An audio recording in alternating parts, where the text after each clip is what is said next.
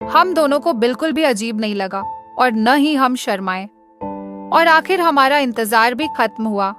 हमें अपने first time sex के लिए एकदम परफेक्ट मौका मिला। जैसे ही दरवाजा बंद हुआ, हम दोनों ने एक दूसरे को किस किया।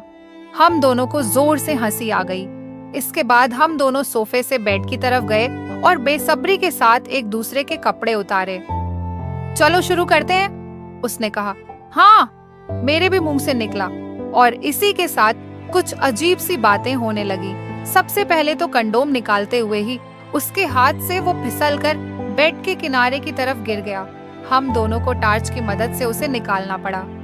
जैसे ही हम शुरू हुए, मुझे दर्द होने लगा और मेरे मुंह से हल्की चीखें निकलने लगी। आ आ आ। मेरी इस आवाज से वो भी घबरा गया और उसका सारा अराउजल ही खत्म हो गया।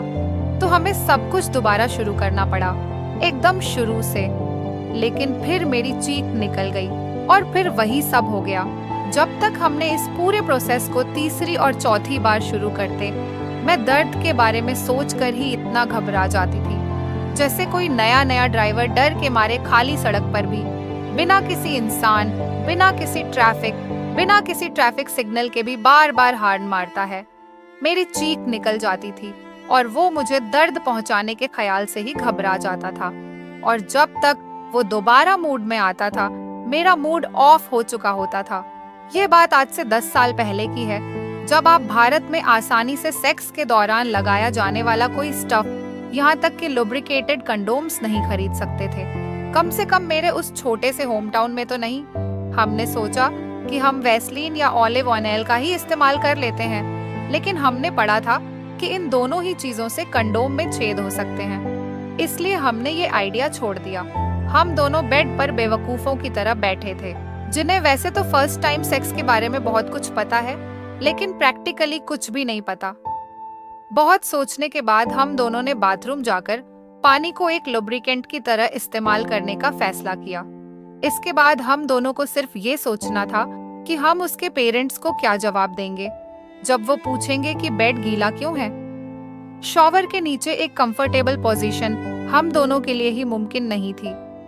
बाथरूम में खड़े होकर सेक्स करने की गुंजाइश नहीं थी, क्योंकि पानी का नल या शॉवर कभी भी आपको घायल कर सकते थे, खास तौर से तब जब आप पहली बार सेक्स करने की कोशिश कर रहे हो और दोनों ही लोग पहले से ही काफी घबराए हुए हों। अचानक उसे एक नया आइडिया आया। हम दोनों उसके पेरेंट्स के बाथरूम में गए और वहां के बाथटब को ही अपना बेड बनाने की सोची।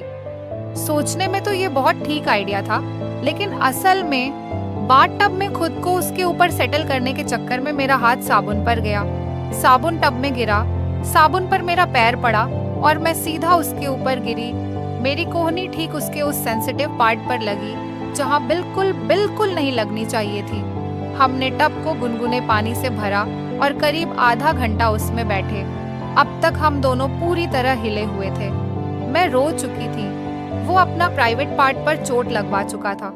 मैं इमोशनल तौर पर अभी भी घबराई हुई थी, वो अभी भी दर्द महसूस कर रहा था। कुछ देर बाद हम दोनों बेड पर वापस आ गए। मैंने इस बार अपना मुंह अच्छी तरह बंद किया और चादर से अपना चेहरा छुपा लिया ताकि उसे मेरे एक्सप्रेशन नजर ही ना आए। इसके बाद आखिरकार हमने पहली बार सेक्स किया। जाहिर तौर पर मुझे दर्द हुआ, मेरे पसीने छूट गए और मैं चुप नहीं रह पाई। चादर के अंदर से ही उसे मेरे चीखने की आवाज भी सुनाई दे गई और वो फिर अपना अराउजल खो बैठा। इस बार वो बेड से निकला और सीधा किचन में जाकर उसने मेरे लिए चाय बनाई।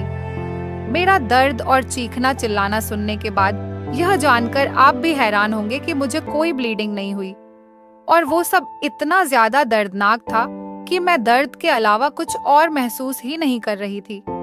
मैं स्कूल में एथलीट थी और मेरा मानना था कि मैं बहुत पहले अपना हाइमेन ब्रेक कर चुकी थी, इसलिए ब्लीडिंग का तो सवाल ही नहीं उठता था।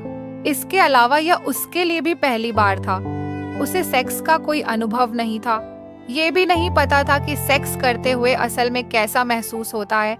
इसलिए हम दोनों में से कोई भी ये बताने की स्थिति में ही नहीं था कि असल में हमारे बीच फर्स्ट टाइम सेक्स हुआ भी है या नहीं। तो इस पूरे ड्रामा के बाद हम दोनों ही ये नहीं जान पाए कि जिस चीज का हमें इतना इंतजार था वो हुई भी है या नहीं।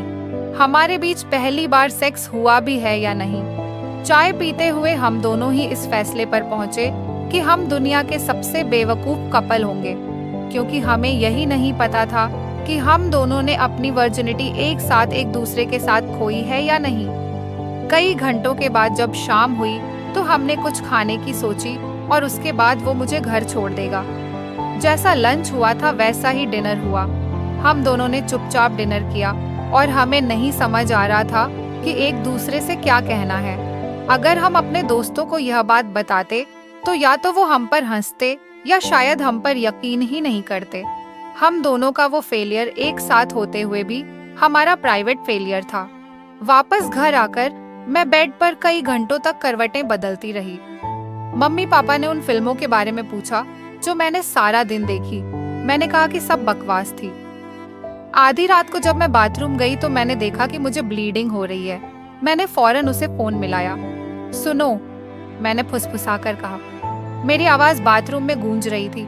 मुझे डर था कि कहीं मेरे पेरेंट्स को मेरी आवाज न आ जाए। मैंने खुश होकर उसे बताया, यानी हमने सच में फर्स्ट टाइम सेक्स कर ही लिया। हाँ, उसने कहा।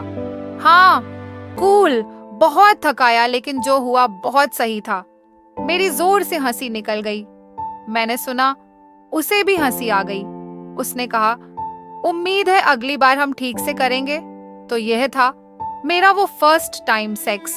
You know what to do, and you know how to fall in love, yeah.